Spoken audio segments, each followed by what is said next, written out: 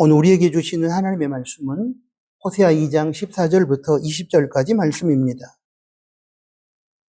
그러므로 보라, 내가 그를 타일러 거친 들로 데리고 가서 말로 위로하고 거기서 비로소 그의 포도원을 그에게 주고 아골골짜기로 소망의 문을 삼아 주리니 그가 거기서 응대하기를 어렸을 때와 애굽 땅에서 올라오던 날과 같이 하리라. 여호와께서 이르시되 그날에 내가 나를 내 남편이라 일컫고 다시는 내 바알이라 일컫지 아니하리라. 내가 바알들의 이름을 그의 입에서 제거하여 다시는 그의 이름을 기억하여 부르는 일이 없게 하리라. 그날에는 내가 그들을 위하여 들짐승과 공중의 새와 땅의 곤충과 더불어 언약을 맺으며 또 이 땅에서 활과 칼을 꺾어 전쟁을 없이 하고 그들로 평안히 눕게 하리라. 내가 내게 장가들어 영원히 살되 공의와 정의와 은총과 긍휼히 여김으로 내게 장가들며 진실함으로 내게 장가들리니 내가 여호와를 알리라. 아멘. 방금 봉독한 말씀을 중심으로 해서 오늘은 왜 거친 들인가? 라는 제목하에 들려주시는 하나님의 말씀을 받겠습니다. 지난 3주간에 걸쳐서 우리는 이사야 40장 1절부터 8절까지 말씀을 중심으로 회복이라고 하는 큰 주제하에 첫 번째, 위로하라. 두 번째, 여호와의 길을 예비하라. 세 번째, 영원을 바라보라. 라는 메시지를 받았습니다. 같은 맥락에서 오늘 설교를 나누고 싶습니다. 호세아 선지자가 활동했던 당시 영적으로 타락한 북이스라엘에 대한 경고와 징계 그리고 멸망의 자리에서 어떻게 어떤 모습으로 치유되고 고침받고 회복될 것인지에 대하여 오늘 본문 호세아 2장 14절에서 20절 말씀은 적고 있습니다. 이스라엘의 병든 영적 실상, 영적 타락의 실상을 한마디로 정리하면 하나님을 남편이라고 부르고 형식적인 부부 관계를 유지하면서도 정작 남편 되시는 하나님을 버리고 새로운 애인인 세상과 바람을 피운 것입니다. 하나님을 섬긴다고 하면서도 하나님과 하나님의 말씀을 버리고 세상을 더 사랑한 것입니다. 바로 우상숭배입니다. 자금의 현대 교회에 적용하면 형식적으로는 하나님을 믿는 것처럼 보이지만 실제로 삶의 자리에서는 하나님에게서 멀어져 세상과 적당히 타협하고 살아가는 혼합주의 신앙생활을 의미합니다. 하나님보다는 세상을 우선순위로 삼고 하나님의 말씀보다는 세상의 가치를 따라 살아가는 것을 말합니다. 이러한 병든 영적 실상의 토대 위에서 율법주의, 세속주의, 형식주의, 그리고 기복주의, 신비주의라고 하는 비성경적이고 왜곡된 신앙의 행태가 자금의 한국 교회 안에 또아리를 들고 있습니다. 안타깝지만 우리는 이런 현실을 직시해야만 합니다. 이스라엘의 이러한 영적 타락의 현실을 직면하면서 하나님께서는 선지자 호세아와 그의 음탕한 아내 고멜 사이에서 태어난 세 자녀의 이름을 통해 당신의 진노를 드러내셨습니다. 첫 아이는 아들로서 그의 이름은 이스르엘입니다. 호세아 1장 4절 상반절입니다. 여호와께서 호세아에게 이르시되 그의 이름을 이스르엘이라 하라.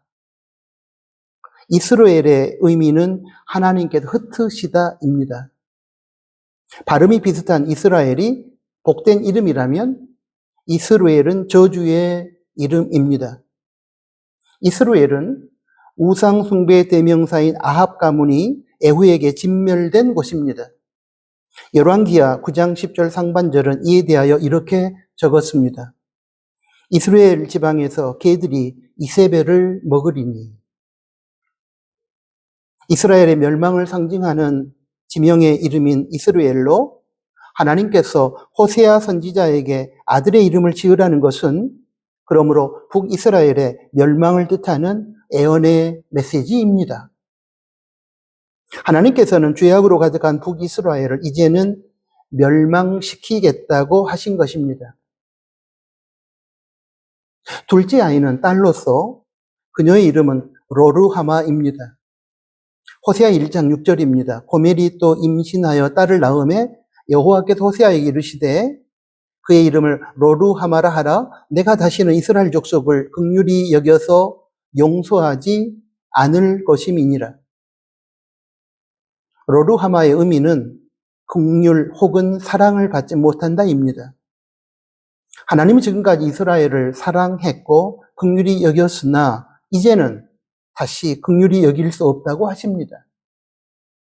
그 이유는 그들이 죄악으로 가득한 타락의 길을 걷고 있기 때문입니다.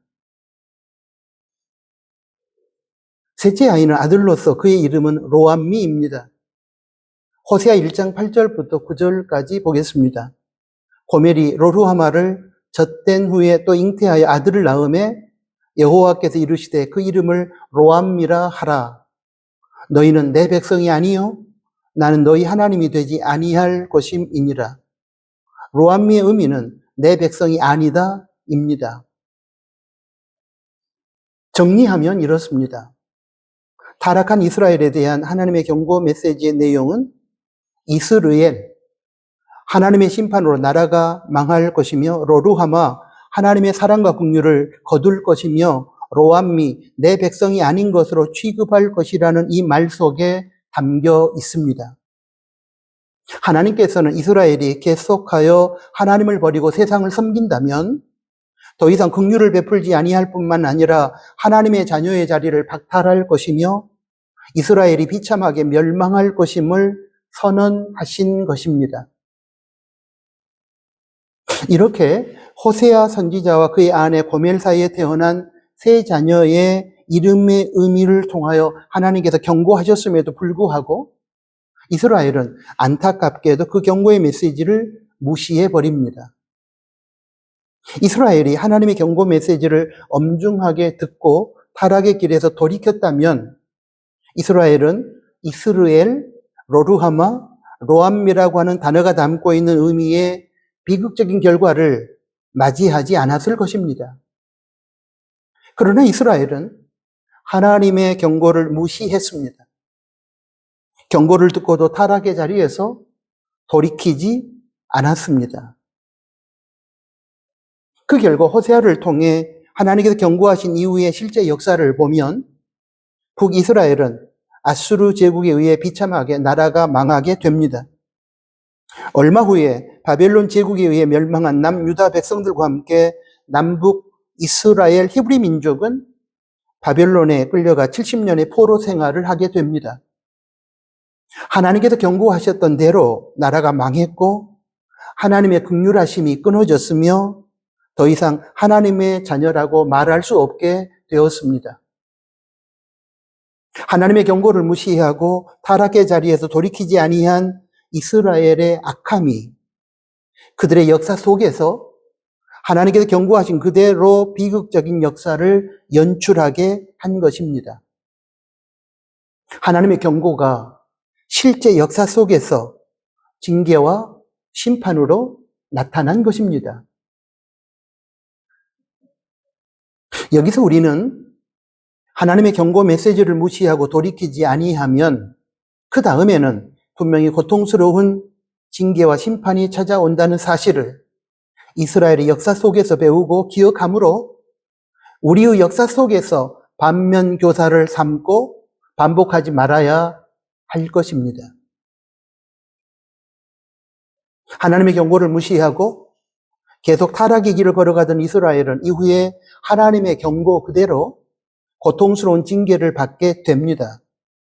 멸망이 찾아왔습니다.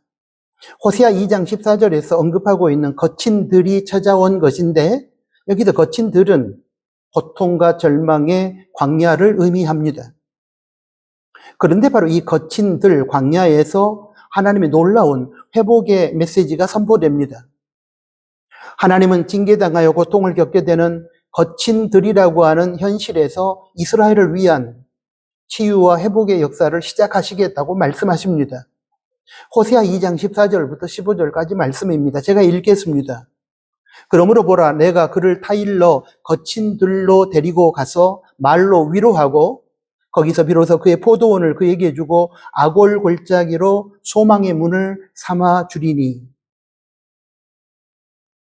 사랑하는 교우 여러분, 이처럼 하나님의 경고를 무시하고 돌이키지 않으면 징계를 당하여 거친 들, 광야를 만나게 됩니다.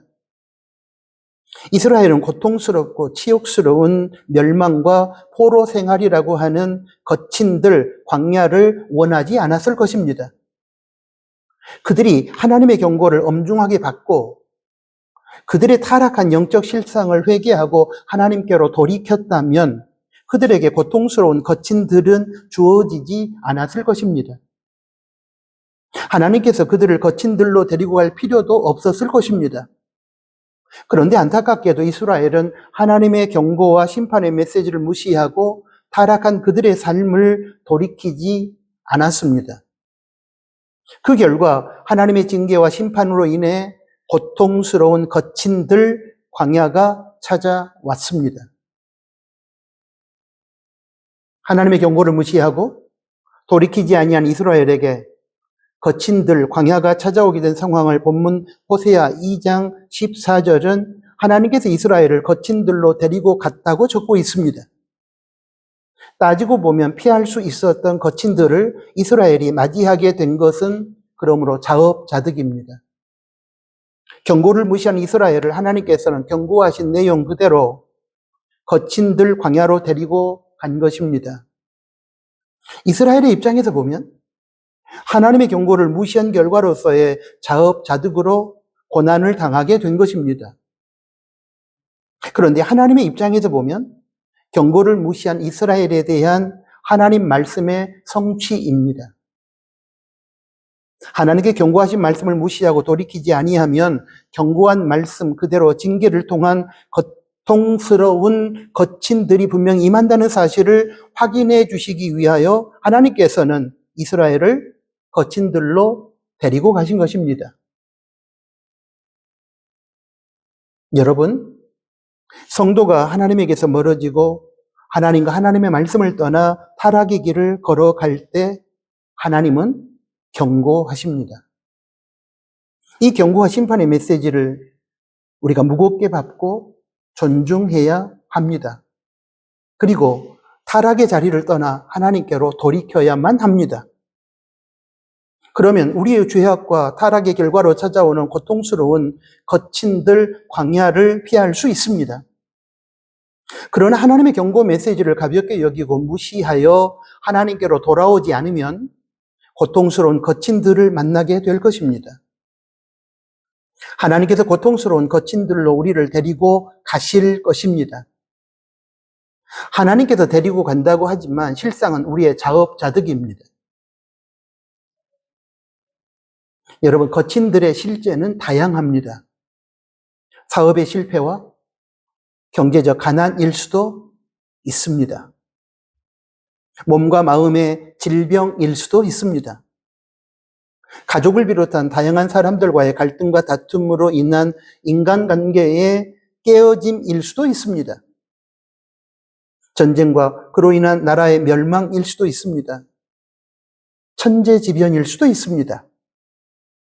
한마디로 현실의 삶 속에서 찾아오는 다양한 종류의 고통입니다. 이러한 거친 들은 하나님의 경고와 심판의 말씀이 주어질 때 개인과 공동체가 자신들의 타락한 삶의 실상을 인정하고 하나님께로 돌아오면 만날 필요가 없는 것입니다. 그러나 하나님의 경고를 무시하고 계속 타락의 길을 걸어간다면 필요없고 만날 수밖에 없는 고통스러운 실제입니다. 지금 하나님의 경고와 심판의 메시지를 듣고 있는 분들도 계실 것입니다. 사랑의 마음으로 권면합니다. 즉시 타락의 길, 병든 영적 실상의 자리를 떠나 하나님께로 돌아오십시오.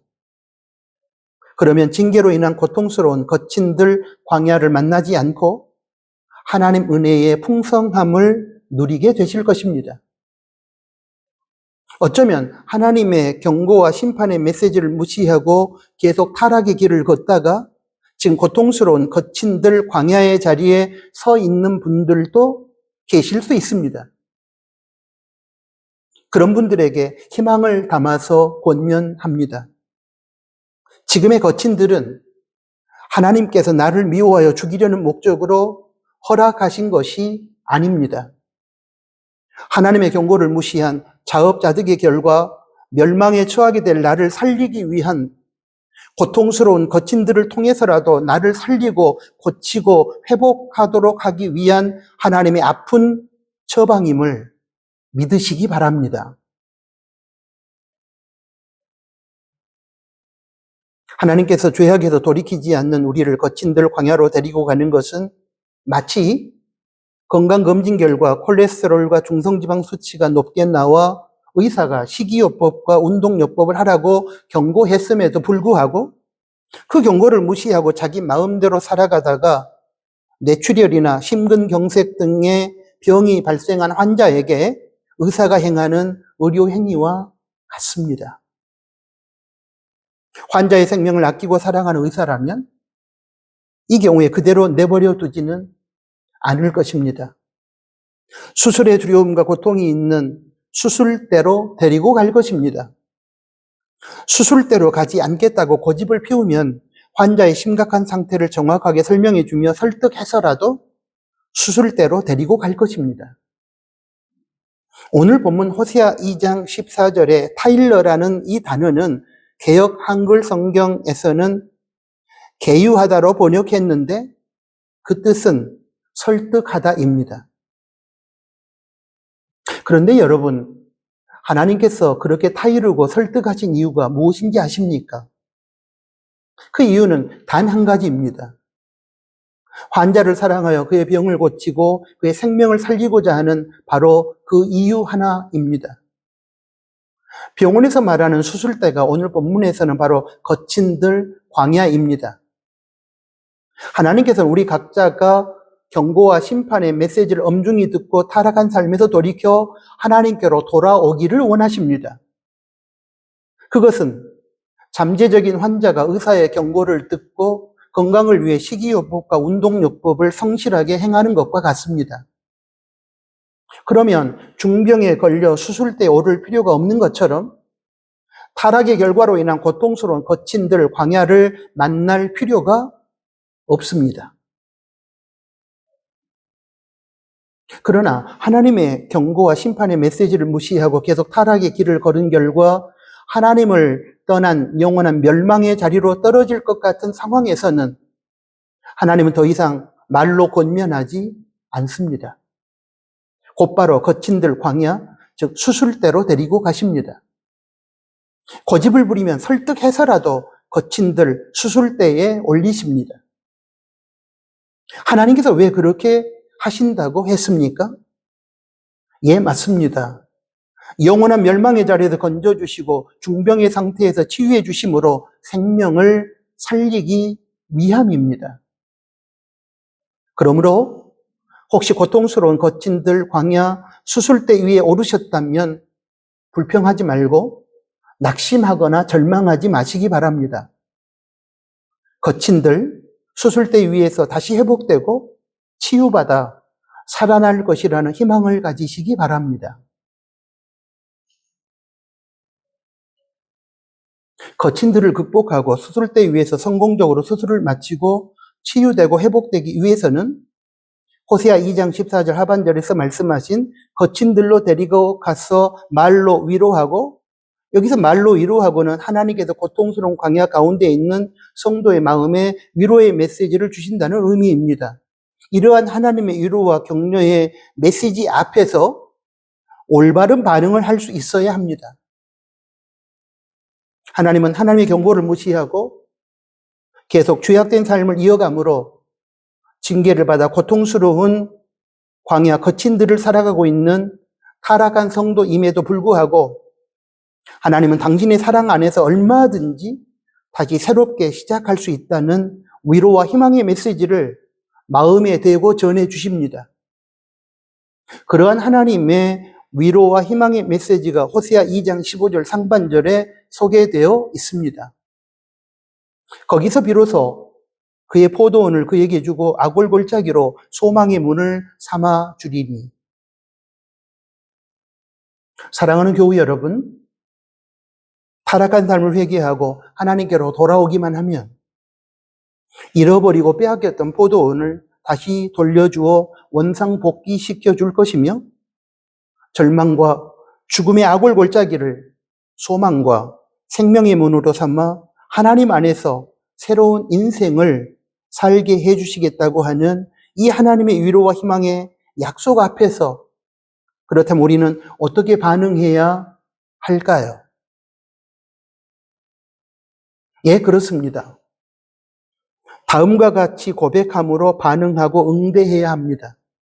호세아 2장 15절 하반절입니다. 그가 거기서 응대하기를 어렸을 때와 애굽 땅에서 올라오던 날과 같이 하리라. 이제는 하나님에게서 멀어지고 하나님을 떠나 세상을 하나님보다 더 사랑하는 죄악을 끊어버리고 처음 하나님을 순수하게 사랑했던 뜨거운 첫사랑으로 돌아가겠습니다. 애굽의 노예 생활에서 출애굽시켜 주셔서 자유인이 되게 하셨던 그때의 감격과 감사를 가지고 하나님만을 섬기겠습니다. 구원의 은혜를 베풀어 주셨던 성삼위 하나님께 대한 감사와 감격을 가지고 오직 하나님만을 찬양하며 높이며 살겠습니다. 라고 고백함으로 반응하며 하나님께로 돌아와야 합니다. 사랑하는 교우 여러분, 지금 혹시 하나님의 경고를 무시함으로 징계를 받아 고통스러운 거친들, 광야의 처지에 처해 있다면 이곳 거친들에서라도 하나님께서 약속으로 주시는 위로와 희망의 메시지를 기억하고 바른 신앙의 고백과 회개의 열매로 우리 모두가 새로워져야 합니다. 그리고 하나님의 자비와 긍휼을 힘입어 하나님과 함께 새로운 미래의 삶을 열어가야만 합니다. 거친들 광야는 고통스럽고 모든 것이 부족하고 열악합니다. 광야길에서 우리는 아파하고 슬퍼하고 힘들어합니다. 그러므로 거친들의 자리까지 내려가지 않았으면 좋겠습니다. 그를 위하여 하나님께서 타락의 길을 걷는 우리에게 경고하실 때 그 경고의 메시지를 우습게 여기지 말고 회개함으로 돌이켜 하나님께로 인생의 방향을 돌리시기 바랍니다. 그러나 만약에 하나님의 경고의 메시지를 무시함으로 징계를 받아 고통스러운 거친들 광야가 찾아왔다면 늦었다고 포기하거나 힘들다고 불평하지 말고 광야길에서 우리의 영적 실상을 바르게 깨닫고 다시 회복시켜 주시겠다고 우리의 마음에 찾아와 위로와 희망의 메시지를 전해주시는 그 하나님을 신뢰하고 하나님에 대한 첫사랑을 회복하며 바른 신앙의 고백을 하고 하나님만을 섬기겠다는 새로운 결단을 하시기 바랍니다. 거친들 광야에서이지만 하나님을 만나시고 하나님의 음성을 들을 수 있게 되기를 바랍니다. 그러면 분명히 잃어버렸던 모든 것을 되찾으실 것입니다. 죽음과 절망의 현실이 생명과 희망의 현실로 바뀔 것입니다. 거친들은 우리의 영적 실상을 바르게 볼 수 있는 눈을 열어주고 하나님에게서 멀어진 우리를 하나님께로 다시 돌아오게 하여 새로운 인생을 시작하도록 만들어주는 출발점이 되어주기 때문에 비록 힘들지만 우리는 감사로 받아야 합니다.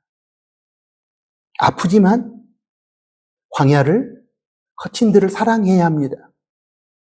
이런 의미에서 거친들 광야는 원수처럼 보이지만 실상은 친구인 것입니다. 이제 말씀을 마치면서 여러분 이것만 기억하시면 됩니다. 하나님께서는 말씀을 통해 우리의 신앙과 삶을 들여다보시고 진단하시고 경고하시는데 그것은 우리가 건강검진을 받고 의사로부터 고지혈증이나 콜레스테롤 수치나 중성지방이 있다는 진단을 받는 것과 같습니다. 우리가 이 경고를 무시하고 하나님의 뜻대로 돌이키며 살지 않으면 하나님께서 거친들 광야로 데리고 가십니다. 고통스러운 징계와 심판에 직면하도록 만듭니다. 이것은 우리가 의사의 진단과 경고를 받고서 운동을 하고 식이요법을 성실하게 해야 하는데 그렇지 않으므로 그대로 두면 죽게 되기 때문에 수술대 위로 우리를 데리고 가서 수술을 하는 것과 같습니다. 하나님은 살리고 회복시키기 위하여 거친들 광야로 데리고 가십니다. 그곳 고난의 현실에서라도 회개함으로 살 길을 열어주시기 위해서 그렇게 하십니다. 이것은 환자를 살리고 회복시키고 치유하기 위하여 의사가 수술대 위에서 고통스럽지만 수술을 하는 것과 같습니다. 그러므로 거친들 광야는 저주가 아니라 복이며 죽이는 길이 아니라 살리는 길입니다. 절망의 자리가 아니라 희망의 세계로 나아가는 문이 되는 것입니다. 거친들 광야는 수술대가 죽을 사람을 치유하고 회복하여 생명의 자리로 나아가도록 만들어주는 무대와 같은 것입니다. 사랑하는 나누는 가족 여러분, 혹시 지금 거친들 광야에 있습니까? 그렇다면 오늘 하나님께서 주신 말씀을 기억하시고 하나님께로 돌아오므로 그 거친들 광야에서 병든 땅, 병든 삶을 고침받고 복되고 은혜로운 새로운 인생을 맞이하시기 바랍니다. 아멘. 사랑하는 아버지 하나님, 타락의 시대를 살고 있는 저희들에게 오늘 회복의 메시지를 들려주셔서 감사합니다. 하나님께서 말씀으로 우리들의 타락한 실상을 비추시고 진단하시고 경고하실 때 아버지 하나님께로 돌이키는 회개의 역사가 일어나게 하시고 그러므로 인하여 거친들 광야의 고통을 아버지 하나님 우리들의 자업자득으로 겪지 않게 하여 주십시오. 그러나 우리가 어리석어서 그 경고를 무시함으로 광야 거친들을 만나게 되었을 때에 하나님께서 우리를 살리고 회복시키고 치유하기 위하여 수술대 위로 올렸음에 불평보다는 감사하게 하시고 절망하기보다는 그 수술대 위에서 희망의 마음으로 기대하며 수술을 받고 하나님께로 돌아와 새로운 인생을 다시 시작할 수 있도록 주여 도와 주십시오. 예수 그리스도의 이름으로 기도합니다. 아멘.